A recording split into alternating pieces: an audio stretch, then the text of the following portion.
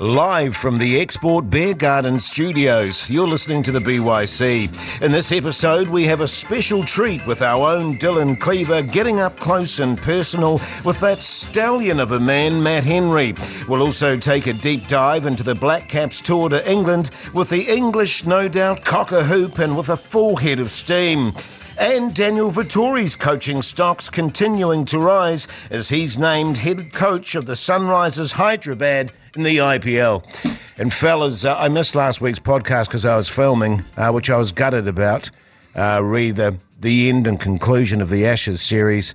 To my mind, the greatest series of cricket ever in the history of the game. And whilst I'm massively looking forward to the boys getting back into action, it's going to take some doing to get me to that level of arousal and excitement again. Yeah, well, we were debating whether it superseded the 2005 Ashes series, which kind of made cricket cool again. Cool again. So it was number one for you, wasn't it? Yeah, definitely. Unquestionably number one.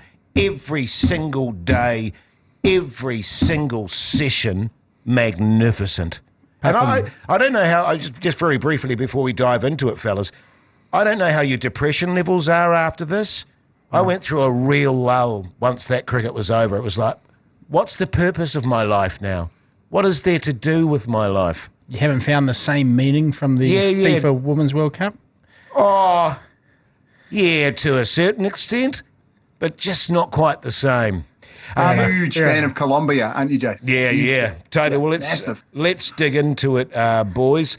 The boys going over to England, big challenge for them. Big challenge, yep. They named the ODI squad this morning as follows. Tommy Latham, captain. Yeah. Finn Allen, Devon Conway, Will Young, Daryl Mitchell, Henry Nichols, Glenn Phillips, Mitchell Santner, Rachin Ravindra, Kyle Jamieson, Matt Henry, Tim Southey, Adam Milne, Lockie Ferguson, and the name we've all been waiting for some time now, lovely Trent Boult back. And actually, as we sat here, I just got a text from a friend of the show, Ben Hurley. Yes. Who said, geez, that Banner's looking a bit thin without Steady the Ship in there. Yes. Do we agree with that or not? Paul Ford, your thoughts? Yeah, well, also, of course, no Michael Bracewell, no Mark Chapman, no Jimmy Neesham. So, it's an interesting question, actually. I mean, maybe we can talk about it shortly, but does the series even matter, Jace, after the Ashes? I think it's a great existential question. It's also a bilateral series for nothing. So, look, I'm not too worried about it, but I think it's a fair question that the friend of the show has raised. Yeah, looking at that, and of course we've lost Taylor and the likes over the last little while. It does look a bit thin to me, to be fair. And it's an experienced squad, but let's delve into old lovely Trenty being back on board. That's given me a little fillip, fellas. That's a good sign for New Zealand cricket. We need him. Yeah, we do. He's still an outstanding white ball bowler. Well, he's probably still an outstanding red ball bowler. Whether we see it happen very often in the future is moot at this point. But yeah, he's a terrific one-day bowler. Going to England, touring England's not much of a hardship, is it? No. Obviously falls between windows conveniently. So and clearly he's going to be part of that World Cup mix. So we need to get him back playing for New Zealand, opening the bowling with a brand new white. Do they use white dukes, or do Kookaburra the only manufacturer of white balls? I think they might. Good question, that actually. Could someone Google that? I think it's the Kookaburras only. Look, it's lovely seeing Trent Boult's name back in there. Of course, we haven't seen him in the Black Caps since the semi-final at the T20 World Cup in November last year. I think that would be the last time that he would have been cited. And of course, good to see. And, Cole Jamieson's been named in the squad to go to the UAE, the series of which we will not speak, and also the T20s against England. But great to see him in there. And, so Trent Boult is back and Kyle Jamieson's back. And that's got to be a good thing. They cracked on about him working hard to get himself back in there, but the biomechanics of that big unit thundering in, God, I just really hope that he is able to bowl 10 overs. Yeah, and quite frankly, sorry, Dylan, just before we get into that, he must be frothing at the bung to get back in. He's been out for quite some time. And it's been curious for him, hasn't it, Dylan, in the sense that he really came on with a hiss and a roar and has then just been besieged by injury problems. He must be desperately keen to get back in there. There's almost a sense of the getting the band back together here. Yes, with yeah. Tim and Trent and Kyle, and not to forget Matt Henry. That is, we may talk about the potential thinness of the batting lineup, but that's a hell of a four-pronged seam attack if they're all firing. I mean, Kyle Jamieson's best moments for New Zealand have come with the red ball in Test cricket, unquestionably. Yes. But there's just so much potential there. I don't think England would look forward to playing an ODI against an attack that includes Bolt, Jamieson, Henry just goes great guns. We'll talk to Henry later in the show. Yes, very excited about that. But he's such a good-looking man too. He's so good-looking. And he's just been on fire in England. He loves bowling in England. So I've got and we haven't talked about the pacemen, Ferguson, Milne. It's a genuinely world-class bowling lineup. Yeah, it is, and it needs to be Paul Ford against the English, who, let's face it, will be on a bit of a high coming off, the Ashes series, even though they lost the Ashes technically. They ended it better than the Australians, and they'll be brimming with confidence. Maybe there's a chance of overconfidence with the English. Oh, I think you're absolutely right. They were very confident before the Ashes, very confident even when they were 2-0 down, staring down the barrel. And then it possibly almost flipped over into arrogance. Certainly the avoidance of the post-match beers would indicate that fact. So, yeah, look, I think, that's probably England's Achilles heel, is that they think they're going to thump us and that they're out to, be the most aggressive cricketing team in the history of the sport. That's all terrific. But up against a bowling attack like what New Zealand have put down on paper for this series, it's going to be pretty bloody difficult for them. Let's hope. Yeah, Beargate. What a drama, fellas? In fairness to the English, there was a big debrief, that they had to go through. And, of course, the retirement of that legend Broad, so they would have been hoeing into it. And just incidentally, by the way, how good him, getting the final two. I mean, how perfect a send-off. Just in terms, I'd be really curious, Dylan, to get your thoughts in a sort of generic sense of where we're at with the one-day game. Is of all the genres that we play, is that the one most under threat? It's probably the most under threat in terms of these bilateral series. That Paul raised the existential question of whether a bilateral one-day series means anything these days. Yes, possibly not. But I would also say, you mentioned the Ashes. New Zealand don't want to go over there and stink up the joint after English cricket's on such a high. The sport itself is on such a high in England. The last thing New Zealand want to do after this Ashes series that's just dominated headlines for months is go over there and kind of be pathetic. And I do think it's potentially New Zealand's strongest format. Yes. I'd agree with that, actually. Last two World Cup finals, perhaps we see a gap in the market. We go where the trends don't.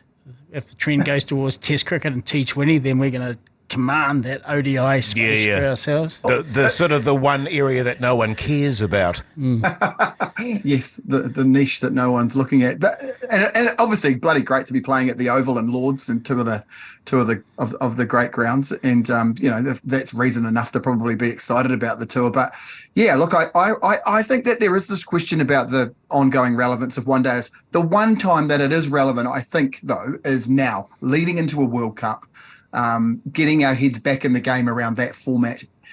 You could question whether being in England on sort of not exactly green seamers, but not exactly sort of Ahmedabad dust bowls either, how relevant the conditions will be. The fact is we'll be playing in England in the opening match of the World Cup, and both teams will be able to sort of get a feel for each other over the four-match series. So that's all. I think that does make sense. But this existential threat question, there's no longer this World One Day Super League thing that they were doing with all the associate players. That's gone. Greg Barclay, the Kiwi who's in charge of the ICC, has come out and sort of there's a few platitudes around it. It's like we need to make sure one-day cricket continues to have a following. It's running the risk of being irrelevant. We've got to do something. We're really worried about bilateral games. I mean, it all sounds like you're really worried. The fact of the matter is they didn't talk about it at the recent IGM. It doesn't feel like there is a hell of a lot of protection going on around these series. I do think that it does risk becoming a bit like the FIFA World Cup, where you have a few games to sort of lead in and basically you don't really play that international format too seriously at any other time. That's how it's starting to feel for 50 over cricket, unfortunately. And yet that World Cup is probably still the one you want to win most.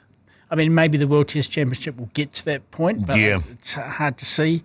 The World T20 Championship feels like a nice to have rather than a necessity. You're going to be still remembered for winning or tying World Cup finals. I've got to be honest with you, fellas. You know, T20 World Champions, it just lacks gravitas for me. I just, it's like, yeah, all right, whatever.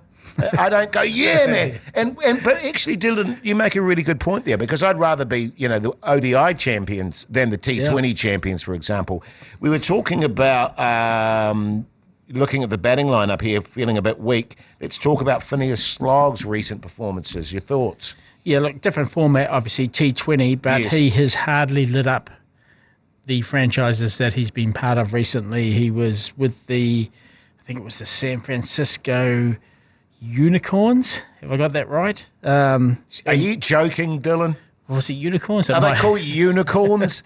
What cricket team would call themselves the Unicorns? Or maybe it was the UFOs. Anyway, they're from San Francisco. They're in Major League Cricket. He had scores of 10, 28, 20, 13 and 4. Then he's gone over to play for the Brave in the 100. And at the moment he has had scores of 28, 21, 10 and 13. Actually, that might not be the 100. It might be the Vitality Blast. I get those two. I think that's right. Yeah, but a T20. I think you've got a 24-year-old single man going to play franchise cricket in some of the sexiest parts of the world. He doesn't care about cricket. It's second tier. He's not too worried. Yeah, fair enough. Well, let me put this question to you, Paul Ford. Are we done with Guppy? I think, are we done with Guppy? No. Are the New Zealand selectors done with Guppy? Yes. Okay, but let me put this to you. Guppy for the world, you know, for the championship, or Phineas Slog? Who do you think really is going to do better? I reckon Guppy's got it in him still to be a top performer. I have doubts on both. I have doubts on Guppy having played enough cricket in Indian kind of conditions recently. They've always been a bit scared of picking him for IPL teams because they feel like the conditions don't suit him. I don't know. It's not New Zealand's position of strength. No, I don't think either are a lock. And I think if Williamson comes back in and you end up with Conway, Phillips, Mitchell, I think they might get a little bit funky in terms of that top order and just get all the big dogs in up the top there. And Allen may be a victim of that. Yeah, well, let's keep talking about the batting lineup and where we're at with Steady the Ship, slowly making his way back. Boy, oh boy, what a massive hole he leaves when he's not there. Shit, he looked good in those throwdowns, though, didn't he? Well, to be fair, Dylan, I look good in throwdowns. Excuse me, Paul. Relatively good. Yeah. Yeah, no, I loved that little Instagram reel that he put out there. I watched that probably somewhere between 37 and 41 times. Just kept on hitting the replay button. He does leave a massive hole. There's good players there. Devon Conway just scores runs wherever he goes. Yes. Tom Latham is a very solid, very consistent one-day player. Daryl Mitchell has been a revelation. Yes. Glenn Phillips, you're not picking him to be consistent. You're picking him just to win a game for you out of the fire. So I think you can kind of carry that luxury. It is the Finn Allen. I'm dubious about whether he's clearly got ball striking ability. He's clearly got amazing talent. I just worry that he hasn't learnt the game as quickly as he should. As Paul mentioned, he's 24 now. He's not a kid now. He should be entering his peak years. I would, a bit of bias here, but I would pick Will Young ahead of him. I think Will Young's played well in the one day as he's been picked for, admittedly against fairly weak opposition normally. But I would choose him as a more consistent opener. Finn Allen at the moment. Are we lacking, Paul Ford, looking at this squad? Just putting Daryl Mitchell to the side here, a genuine all-rounder. Well, I think that's the whole, the beast, Michael Bracewell, with his, to come to that. He said genuine all-rounder. Yeah, genuine all-rounder. I think in Indian conditions, Bracewell could have done the job. Yeah, look, I think there's a lot of pressure on the likes of. Well, I think Santner's batting's come up, so I'm happy with that. And I know that they're putting a lot of stock in Rachin Ravindra, but I don't think he's there yet. So what's the story with Jimmy Neesham? He's on baby duty. So him and Mark Chapman are going to have their first babies. The other they're not, their partners are. I know, I like saying that, and I like it when you correct me. And Ish Sodhi, interestingly, is having some home time. I don't really know what that means. I'm not sort of casting aspersions here. I'm genuinely confused. He's sort of unavailable because he needs to be at home with his family, which I assume is kind of code for there's something going on, rather than him just feeling homesick. Yeah, he's just been in England. He was playing with Matt Henry actually for Somerset in the Blast. So right. He has been playing some cricket. Which makes sense, but it's weird to go and do that and then say, "Oh, now I need to be at home," when you're about to be picked to go to England to play for New Zealand at Lord's, the Oval, ahead of a World Cup. It's just something in there just felt a bit weird. And as I say, I hope everything's okay is probably what I really mean. Now, obviously, Daniel Vettori continuing to impress on the coaching front. He's going great guns, isn't he? And he's just scored the head job at Sunrisers Hyderabad. Well, I don't know if he's going great guns, but he's getting jobs. Well, that's what I mean, though, because... I look back on once again on the Ashes series, and I think that actually the English came over the top of the Australians in the end, and actually were the dominant side. But he's doing all right. So is he replacing Hesson? No, Hesson was Royal Challengers Bangalore. He's been replacing Lara. Yeah, Lara. Yes, he's replacing Lara, and some other legend is replacing Hesson. Actually, but Vettori, what a great gig he had. Once Nathan Gary Lyon went down, he just had a holiday. Really, it was fantastic. Oh, just on that too, by the way, the spinner. Oh, his name's just eluded. Murphy. Murphy, I think is a cracking young player, and I reckon he was treated shithouse. Yeah, and that Cummins didn't give him didn't back him at all, and they should have, because I reckon he looks like a good cricketer. But anyway, that's by the by. Are you saying, Jace, that there's a divide in the Australian team between the captain Pat Cummins and the assistant coach Daniel Vettori and the treatment of Todd Murphy? Is that what you're saying? Well, look, possibly. I just felt that he deserved a better go, actually, and that they should have backed him a little bit more in that last Test match. But anyway, that's by the by. I reckon we can make even more of the story. I reckon Vettori was in there having beers with Baz and the English after that series. Yeah, well, you all get into Beergate because and my some God. Vapes and some cigarettes, some analog vapes. But good on him, by the way, doing so well. Yeah. On the Vettori thing though, he has never won. He's never won a franchise competition as a coach. I'm sure he's just a great guy to have around. Don't get me wrong on that. It would be sensational if he was the coach. He's coaching the Birmingham Phoenix in the 100 at the moment.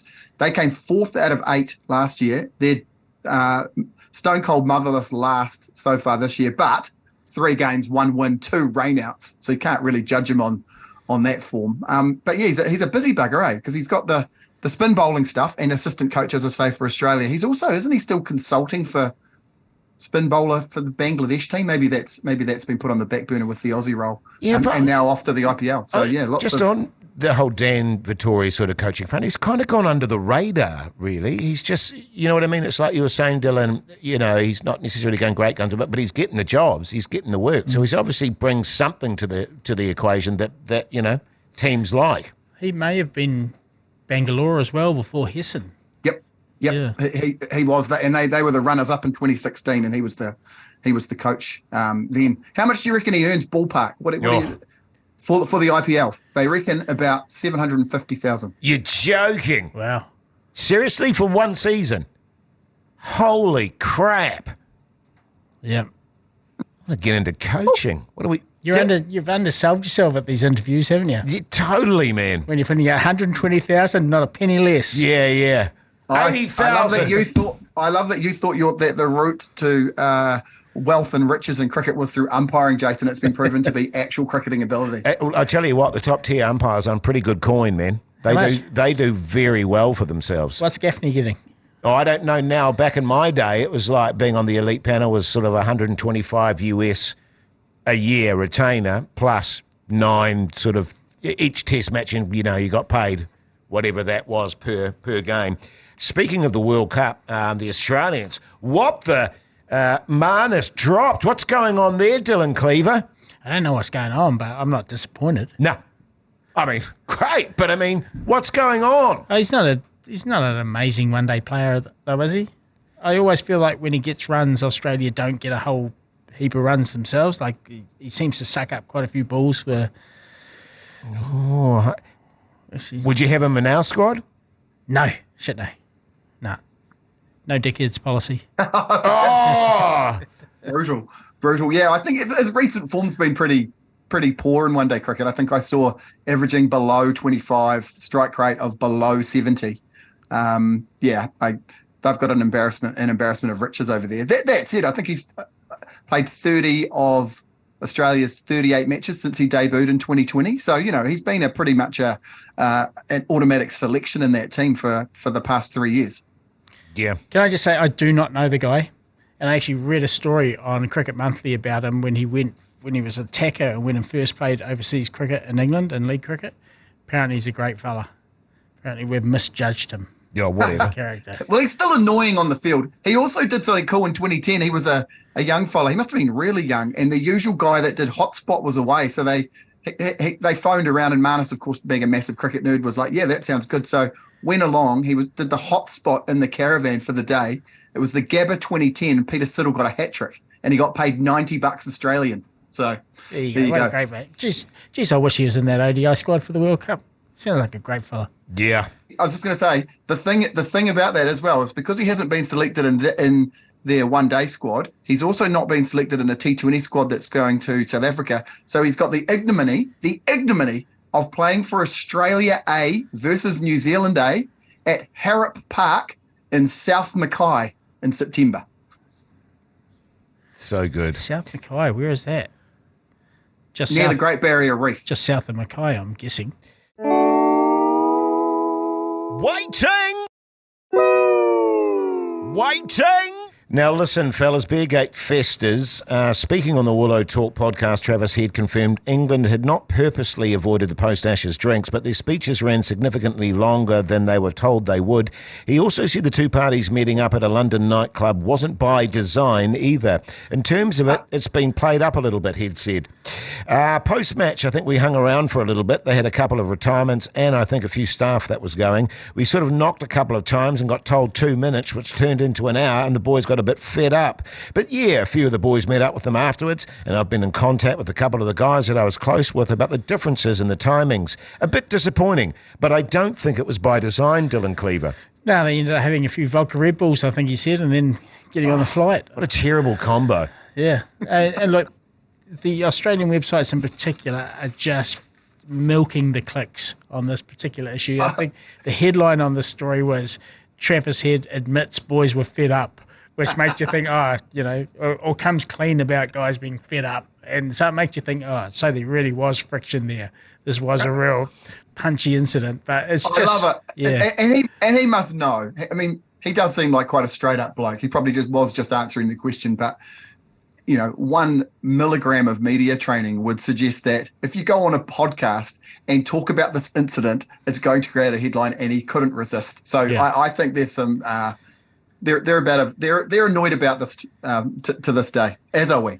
And I've actually got a little bit of a theory on the whole Beergate, in that I know people was talking about it as Stuart Broad's retirement, and that's what held things up, big long speeches. But I think it was actually more likely Moeen Ali, who's not a drinker. He's a devout Muslim, and this was his last chance to be around the boys and say how much playing cricket for England meant to him.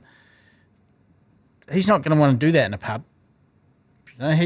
He's not going to want the thing just to generate into a drink session where everyone's going, right, nick this beer and then we'll shoot off to the nearest pub. So it probably genuinely did go longer than they anticipated, because Mo would have been, quite emotional and wanting to say goodbye to everyone. That's my theory anyway. Yeah. Well, it's not stupid. I'd go with that. The West Indies versus India. West Indies were I've been watching a bit of this. How weird. We're 2-0 up, 2-1 as India won overnight. I mean... T20 cricket, West Indies. That's all they're interested in now. Yes. because they got an absolute thumping in the test matches. Two quick things on this. One, Hardik Pandya, who I think is the captain for this series, is on record as having said, and it is coming back to haunt him, we, i.e. India, can pick two more teams. They could pick their A team, B team or C team and win any competition in the world. But they can't beat the West Indies, who have failed to qualify for the World Cup, of course. The other thing that I wanted you guys to know about, we're talking about umpires and how they get paid heaps of money. There was a hilarious thing at the start of this game where the West Indies won the toss, went out to bat. It was overcast, and they got out there, and they had to go back in because the groundsman had forgotten to mark out the 30-yard circle. So play could not start on time while they painted the 30-yard circle. You can't make this shit up. What the hell? Yeah. He would have been sitting there with his hot cup of cha there going, oh, all right, boys, here we go. Oh, shit. Hang on. Hey, now it's time for the ever-popular Paul Ford's News or Ruse. Yeah, it is. It's been a while. Yeah, man.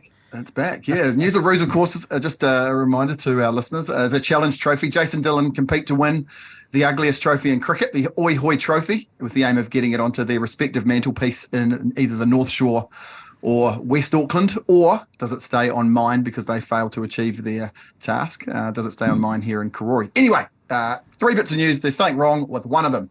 Number one, earlier this year, the Netherlands held the world's first climate-neutral football match. Now, cricket's joining the Green Arena as Trent Bridge organises a Go Green game, which will be the T20 international played between England and New Zealand in September 2023, the UK's first major sustainable match.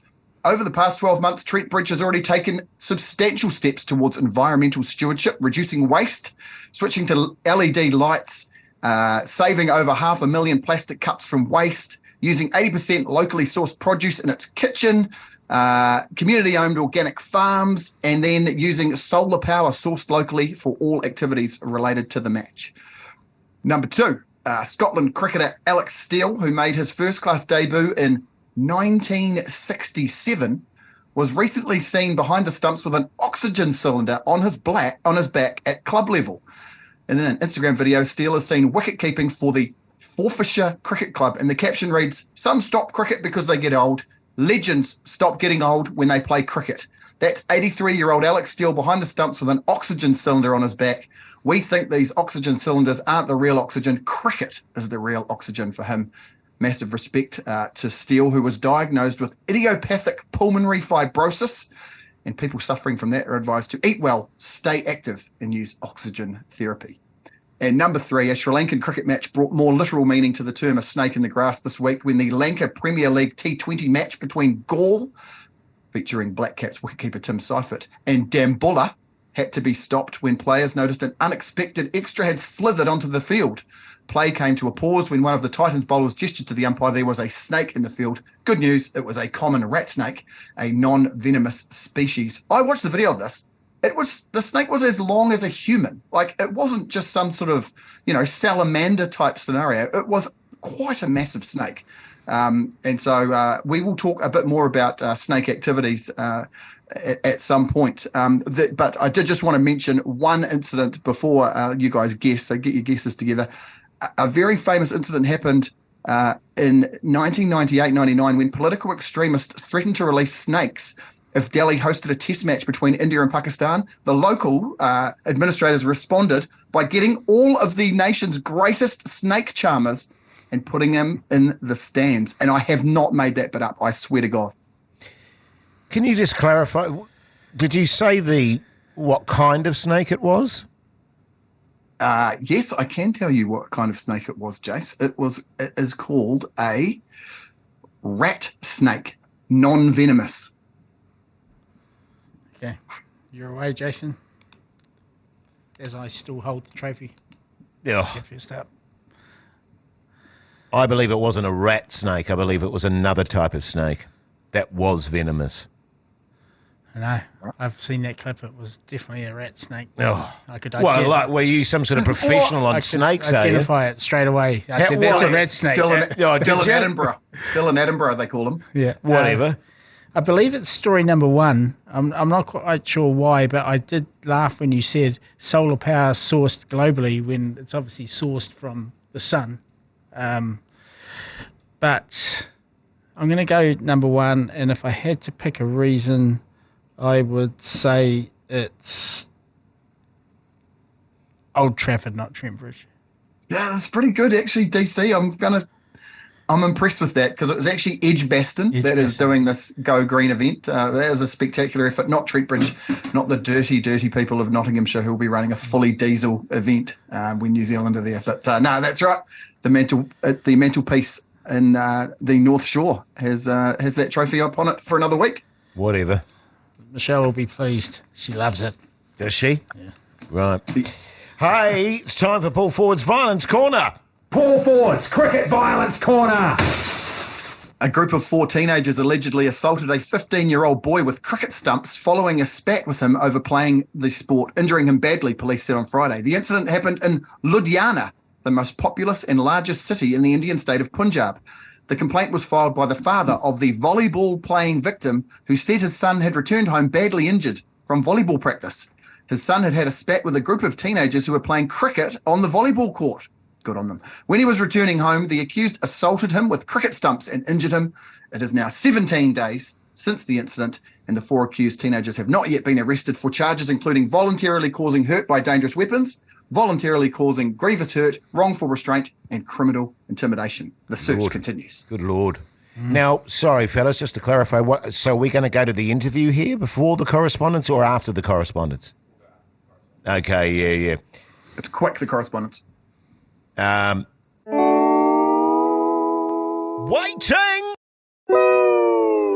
Waiting. Now, very special treat. Our own Dylan Cleaver going one-on-one with the great, the sensual Matt Henry. How was it, by the way, Dylan? He's I tell you what, I've had a few interviews with Matt. He's a bloody good bastard. Just a genuinely nice Yes, just a really nice human being, which is rare these days. No wrinkles Did you find in a that reason personality. for us to not like him, Dylan? No. I used to get a little bit annoyed by his test average because I always felt he was such a better player than his Yeah. But test average. But funnily enough, I didn't mention that to him. Yeah, I bet you didn't. Well, you got to talk to him one-on-one. Let's have a little bit of a listen, shall we? Well, it's my great pleasure to welcome Black Cat fast bowler Matt Henry onto the show. Matt has been in vintage form in the English summer, as he was for New Zealand over the past, probably a couple of seasons now. He's been at the top of the game. Matt, it's great to have you here. It's probably a fairly brief visit to New Zealand, isn't it? Yeah, no, it is. It's good to touch back down home. So I got here last week and shoot back off on Tuesday, but definitely nice to be back in Christchurch. Yeah, just thinking about your personal tour of England over the years. Somerset obviously was your last stint in the County Championship and the T20 Blast. You're heading to the Welsh Fire. You previously played at Derbyshire, Kent, Worcestershire. Which is your favourite destination? Oh, it's hard to say. They all kind of have their perks, don't they? That's a really diplomatic answer, but they really do. I really enjoyed my time at Kent, staying in Canterbury. It was a beautiful city. And then you've got obviously Somerset of last year. Absolutely loved it. We stayed in Taunton, which is quite a small, sleepy town, but we had my little daughter there and my wife, so it was absolutely perfect. Lots of parks and coffee and pretty low-key. Yeah, look, this podcast is not about me, but I'm going to make this next bit about me. I actually played a season of league cricket in Somerset, just down the road from Taunton, and it's a beautiful place. And I've got to ask you, did you try the rawest of the raw ciders there? Oh, I didn't get into too much cider tasting, but I definitely realised I was in cider country after every game. It was just cider left, right, and centre. So you kind of, it was good fun. I really enjoyed it. But yeah, you definitely do notice that they're right into the apples. And you must love, talking about apples, you must love the Duke's Ball. You had a tremendously successful season with Kent and again followed that up with Somerset. What is it about the Duke's Ball that fast bowlers seem to love? Yeah, I think in England, obviously the different balls great, but we actually played with the Kookaburra this year as well, so it was a bit of a mixture between the two in the county championship, so it was good to have a bit of home over there. But it was good. I think everyone enjoys just like the conditions really. But surprisingly, sometimes they're actually not as green and spicy as you're after. So you're just kind of preying on a little bit of weather to help you out. Hey, I noticed on Twitter someone described you as the best signing for Somerset since Viv Richards. I don't know if you saw that yourself, but that's pretty high praise. Yeah, no, I think that's a little bit generous, but they're very kind to put me in the same ballpark as that. But I think, slightly different roles, and I think he's probably, I think that's a little bit generous. Hey, we'll take it. Hey, look, on the similar sort of theme, what is the appeal, apart from the fact that you're a professional cricketer, you're getting paid in pounds, what is the appeal of playing in England? I think every time's been slightly different. I think I look back at my earlier years with Worcester and Derby, I was really young and kind of just wanted to get more experience and learn about my game, and then moved forward a few years to Kent was an opportunity. We obviously had the World Cup there in 2019, so I went over there in 2018 to just get used to some conditions and work on my game in a different aspect. And then this year here was kind of on a different stage, was a bit more about the T20 game, and Taunton's obviously a very small ground and a high-scoring venue, so it was good to just kind of be put under some pressure and to go over there and, I suppose test yourself in those situations, and to walk away with the trophy and to win the Blast was pretty special. So it was great as well. Ish came over for the last few games and finals, so it was pretty cool to lift the trophy with him as well. Yeah, I bet. And there was also the added bonus being over there this English summer for the fact the Ashes was there. I'm going to put you on the spot here. Who did you want to win the Ashes? Honestly, I'll answer the first question first. It was actually great to be over there with the Ashes. It was, the hype and the buzz around it was phenomenal, and it was a real tough one to who I wanted to win. I mean, it was, at first I was like, you kind of wanted the English and you wanted the Aussies, and then you're to-ing and fro-ing, and you're like, I'm not too sure who I want to win. And then by the end of it, you've just kind of been sitting there, you just want a good game, like a good series, really. So it was too hard to pick between the two. There's a lot of comms that kind of put you off both at different times, wasn't there? Yeah, I'm wondering, actually, do you ever get a chance to speak to Dan or Jeets or Baz during the time that they're over there? Are you texting them at all? No, I was a bit busy at the time. We had quite a busy schedule, but we had a couple of the English boys in our dressing room with Somerset, so I had a good laugh with them building into the Ashes anyway. There was a lot of hype around it, so it's definitely a pretty cool place to be, though, when the hype and the buzz of cricket's going off like it is. But it was a good series. It was a shame about that rain. It was all shaping up to a hell of a Game 5. Always rains in Manchester. Hey, I do want to ask you, you got to experience it at the Basin Reserve. I don't care if we call it Bazball or if we just call it hyper-aggressive cricket. We can call it whatever we like. But this is actually a question from Jason Hoyte, and for him it's actually quite a good one. What is it like as a bowler when in Test cricket you are just facing a batting lineup that is just coming at you all the time? Because in all seriousness, you've probably never experienced anything like that in your life before, have you? Yeah, it is definitely different, because I think, it's one of those ones, like, it puts you under pressure in different ways. The one thing that goes in your favour is the aggressive style of play does bring in more opportunities, and I think it showed kind of at that Basin game where they were in a real position of strength to close that game, but with the nature of that positive play, you get a couple of wickets and Waggy end up getting 2 big scalps, which then flips momentum so quick the other direction. So there's pros and cons both ways, but I think also the hype around the Bazball and the nature of that play is probably a little bit heightened as well. Like, they actually, if you look at a lot of the players they play that way domestically as well, and they have done for years as well. They have quite aggressive players that score at a good clip of a good clip anyway. So they've obviously just got that freedom to keep expressing themselves. So it is different for a bowler. You've got to adjust your plans, and it's almost like going into one-day cricket at times. You've got your deep square out straight away. You've got guys covering your sweepers and stuff, which is obviously a bit different to what you're used to seeing in Test cricket. But you've obviously got to cut off those boundaries, because otherwise the game can get away with you pretty quickly, like it showed in the Ashes as well. Does that feel like, as a fast bowler who's used to bowling with 3 slips, a gully, sometimes a leg slip, is it a bit of a blow to your ego to start with a deep point and 2 men on the square leg boundary, or is it something you get over pretty quickly? Yeah, well, I ended up getting the keeper to stand up, which was obviously, that's a big hit to the ego. I think, like, you've just obviously got to, sometimes you've actually just got to think outside differently as well. So that's the fun part of it. Like, we were talking about that with Tommy Blundell running into the breeze at the basin and actually just going, well, if they're going to keep running at me at the crease, well, how about you just stand up if you're keen? And obviously, thankfully, Tommy's brilliant behind the stumps and he was happy to do it. But you do have to try different things, and sometimes you unlock different strengths and ways to look at the game. So it's involving the game, which is cool, and it's fun. But yeah, it does definitely present some different challenges, especially having a sweeper out early. Hey, a 3-prong question here. Yeah. Did you like the Bairstow stumping? Have you ever attempted a man-cad as a bowler, and what's the most horrible way you've ever been out as a batter? So did I like it? I'm not too sure, really. To be honest, I wasn't actually watching that live, but yeah, you can look at it both ways, can't you? Like, it's pretty lazy from his part walking into the crease, but then on the same side of it, it's such a grey area. Yeah. It's hard to kind of, like, you can probably just argue it both ways, can't you? I think that's probably the reality of it. Like, was he trying to actually take a run? Like, well, no, he clearly wasn't. So that's probably the part where it does raise the question. So, yeah. What was the second part of the question? Have you ever attempted as a bowler a man-cad? I don't think you're allowed to call it a man-cad now. I think it's called a run-out. A run-out. Yep. No, I've never tried that.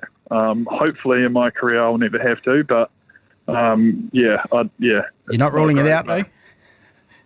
I'd really hope I'm not in that situation where I have to even have that discussion with the batsman, but yeah, no, I've never done it in my career, and I'm not looking to anyway.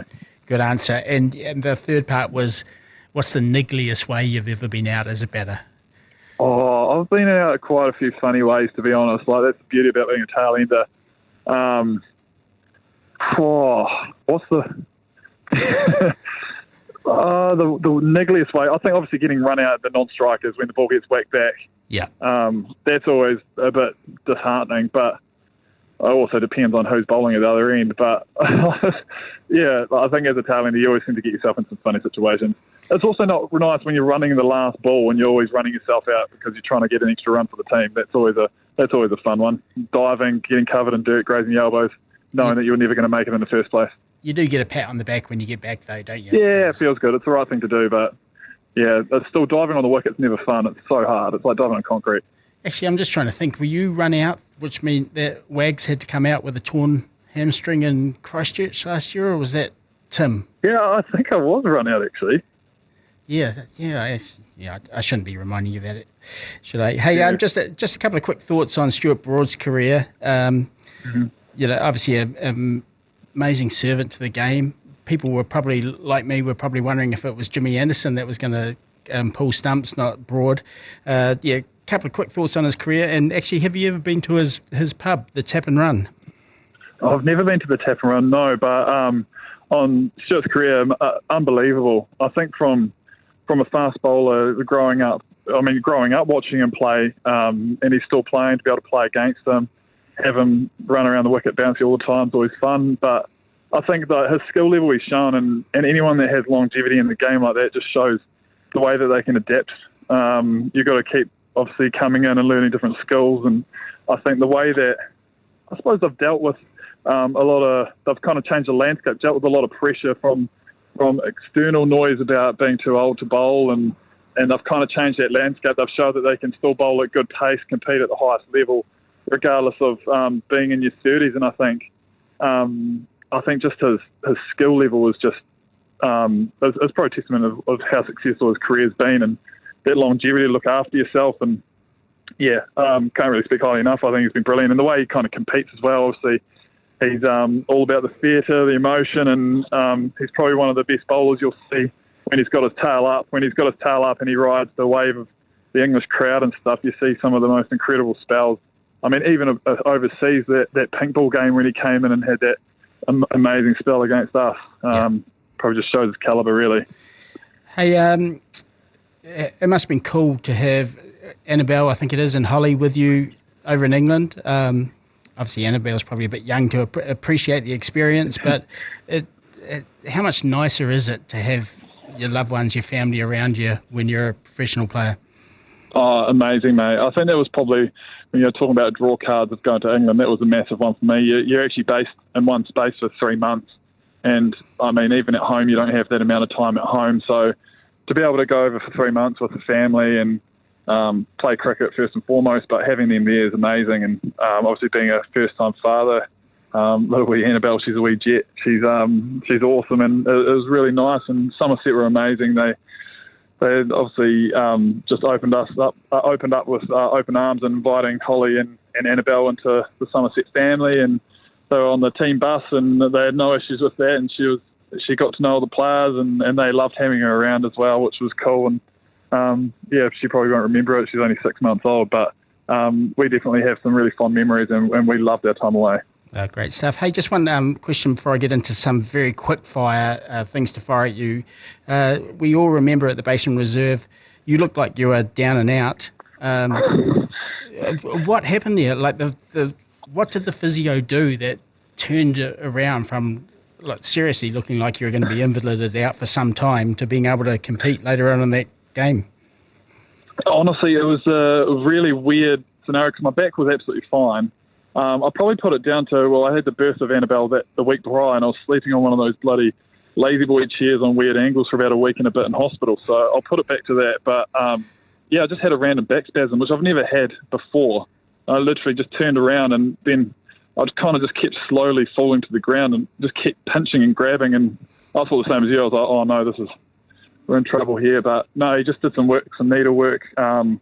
And obviously gave me some pain medication and whatnot, and loosened it up and just made sure that I kept moving and put some heat packs and whatnot, and just did what he could do to kind of just free it up. And thankfully I was absolutely fine. I wasn't really that great at space the next day, but managed to just keep going. It probably helps that when I came back on, I was straight into bowling, and once I stopped, it really seized up. But it was a bit of a random one, to be honest, mate. It wasn't like a reoccurring injury. It was just a out of the blue back spasm, which I'll put down to a tough week on a couch. But I can't complain about that. I was definitely not in the worst position in that situation. Fair play. Hey, you all right to go through 10 very quick questions? Yeah, of course. Yeah. Hey, what's the first proper cricket bat that you owned? First, I was a GM Maestro, but my first one I bought was a Kookaburra Bubble. Okay. So it was given and bought, yeah. 2 classics there. Hey, who were the biggest influences on you in your early career? I'd actually have to probably... the 90s, 2000s Black Cap side was pretty inspirational, but my brother was probably my biggest influence. Obviously spent a lot of time bowling to him in BYC. I could never get him out. And then he'd bowl me out in the first over. So I turned it into a test match. So he really brought me into the long format of the game, actually, by just being way too good for me and forcing me to bowl for hours on end. Are you going to name check him, give him a bit of fame here? What was that? Are you going to name check him here so he can have his little bit of fame? Ken? My brother Ken. Yeah, my older brother Ken, yeah. Okay, cool. Do you have a favourite Instagram account? Do I have a favourite Instagram account? No, but I've been watching. I've had a coffee machine recently, so I'm just in terms of coffee reels, just gone through the roof. Nice. Who is the bowler you have least enjoyed facing in your career? Many. I would say least enjoyed facing. I didn't enjoy Mitchell Johnson because there's obviously fast bowlers that try to get you out, and there's fast bowlers that that are definitely going to sniff you, and he was one of those ones that would definitely sniff you. Okay. Cool. Hey, who's the biggest or your favourite non-cricket celebrity that you've met? Oh, the non-cricket celebrity? Yep. I would say Ed Sheeran. Oh, nice. I think we might have had him before. Eden Park. He was, he was in one of the boxes and it was a rain delay, so Bolty and I had the pleasure to go up and meet him. He's a big cricket fan too, Ed, isn't he? Yeah, it was quite cool actually. Okay, this is often a bit controversial, this one, but I'm going to ask anyway. The most annoying teammate to share a room with? Oh, well, the thing is, we actually get our own room, so it's hard to say. We don't have that situation. But what about sitting next to on a flight, maybe? Oh, Bolty talks a lot. Yeah. And Tim as well, actually. The two of them pretty. What is your beverage of choice on a rare night out with the boys? Oh, beverage? Well, I won't go on a night out, but I'll go like after golf, a nice crisp Asahi in the frosted glass after a round of golf. Does that count? That certainly does count. And your best cricket lunch, and we have banned Lords from being mentioned here because everyone just says Lords. To be honest, Lords is so good. It is so good. But, okay, playing the game, I would say... Oh, the Mount Maunganui is good food, but so is Hagley. The two of them obviously being a bit closer to home. I have to go. I'll go Hagley because obviously I'm from here. I've got to be a bit one-eyed, don't I? But Hagley food is outstanding. Oh, that's fine. So is the Mount. But yeah, Hagley. Who would be the worst teammate to have in your pub quiz team? I can actually answer this from experience, and it's not a teammate. It was a doctor. Dr. John Cameron, if you're listening, we had the pick, and I was like, well, definitely Doc is on our side. Clearly the smartest man in the room, and let's just say we didn't win. The most important question, the final most important question, what is your favourite shadow batting shot? Favourite shadow? Oh, I honestly, this is going to be a weird one, but front foot defence. Okay. I love a front foot defence or a leave, but I don't play really either of those in a game, and I think that's probably why. But there's something about just standing there with a good, solid, high elbow front foot defence, which is kind of ironic because I don't have an elbow when I bat. I kind of just have straight arms, so maybe that's why it's my favourite. No, that's good, and we also believe in the leave here, so that's very good. Hey, Matt Henry, it's been an absolute pleasure having you on. Thank you very much. It always surprises us at the BYC when people agree to come on and talk to us idiots, so it's fantastic to have your time, and best of luck in England, obviously. No, really appreciate your time. Thanks for that, mate. Cheers, Matt. Cheers, Dylan. Now, as always, we love your feedback and we love your correspondence. People, once again, just to reiterate, Paul Ford, want to get in touch with us, mate. What do they need to do? Flick us an email to byc@beigebrigade.co.nz or slide into the DMs on Instagram or Facebook for the Alternative Commentary Collective or the Beige Brigade, and we'll screenshot that, fire it around the three of us, and have a yarn about it over the next within the next 7 days from you firing it through. Toppa Correspondence of the Week, brought to you by Leader NZ's Lasagna Toppa. Speaking of which, I believe you have a piece of Tony Blaine memorabilia.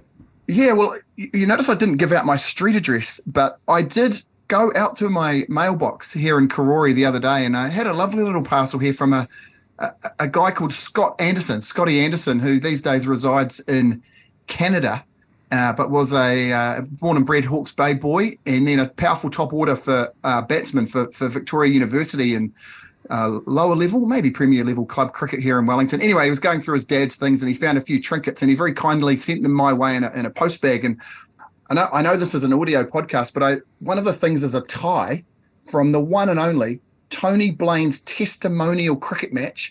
From a testimonial match, 1994-1995. It's got a lovely chill graphic on the tie. And we haven't heard from Chill Blaine this week, but it would be lovely if we could get maybe a future letter from Whitby to shed some light on this illustrious event. And in the meantime, a big thank you to Scotty for firing that through, and condolences to you and the family about your dad. Take care, mate. And Dylan, this feels like the kind of event that you might have frequented back in the day. Yeah, so the testimonial... Hurrying into all the free piss, no doubt. Testimonial goes for a whole season, but the centrepiece of Chill's testimonial was a festival day-night match played at the Palmerston North Showgrounds. Utterly miserable venue, but it was a hell of a day. I remember parking up on the terraces with a probably would have been a crate of Lion Red back in those so you days. weren't playing in it? No, I didn't make the cut. Guys like Doc Austin were playing. John Wright came up for it, and then afterwards, the players all retired to Fat Lady's Arms and being groupies. Like me and my mates were, we turned up there, and they tried to put this makeshift wicket at the back of the Fat Lady's Arms, which was I'm pretty sure owned by the one and only Leo Malloy. I think that's where he may have even started his bar-owning empire. It was back in Palmy at the Fat Ladies. Yeah, and I do remember the night getting pretty messy and me trying to field in a silly point to John Wright in the nets that they set up at the back of the Fat Ladies, chipping away at him. That could have ended horrifically. Hey, Dylan, what's going on with the bounce at the moment, mate? I tell you what, you want to sign up for the bounce at the moment, dylancleaver.substack.com, all one word, or just Google Dylan Cleaver and the bounce. Obviously, 2 big World Cups coming up, rugby and cricket. So there'll be regular newsletters. Sign up. It's free. You can pay me if you want, but it is optional. Join the bandwagon. Great stuff, mate. Hey, listen, we appreciate you taking the time to listen to the podcast. Tell all your mates about it. And we'll be back same time, same place next week, hey, fellas? Sounds good. Sweet as. Good stuff.